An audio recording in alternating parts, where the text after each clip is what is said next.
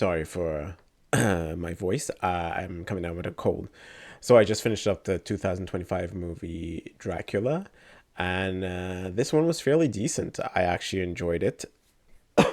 The story is fairly reasonable. It isn't amazing. There wasn't any real creativity.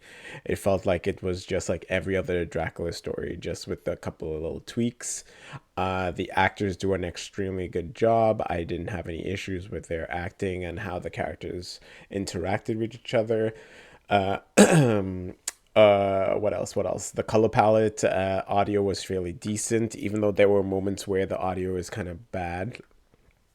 Uh, Other than that, there wasn't anything really wrong with it. It flowed fairly decently.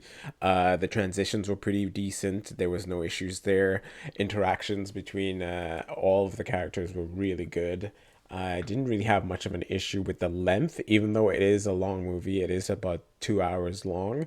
It flowed well enough that I didn't even notice the time go by, and I also noticed that I was fairly interested in the movie the whole entire time without being annoyed of the length. So that was actually a pretty good bonus, which I didn't expect because I went in and I only realized that it was 2 hours after I started it. So yeah, so this was actually pretty decent. It was good. Yeah, other than that, I think that's about it. Really, they really need to start becoming a little more creative with all these retelling and revamps and restarting of franchises because it's starting to get annoying. But other than that, introduction of a couple of new actors, so that's actually pretty good too. So I didn't mind that. So yeah, overall, what I'll say for this movie, I'm gonna give it a 9 out of 10 in the normal category because it flows well. The length of the movie isn't noticeable. Characters do fairly decently.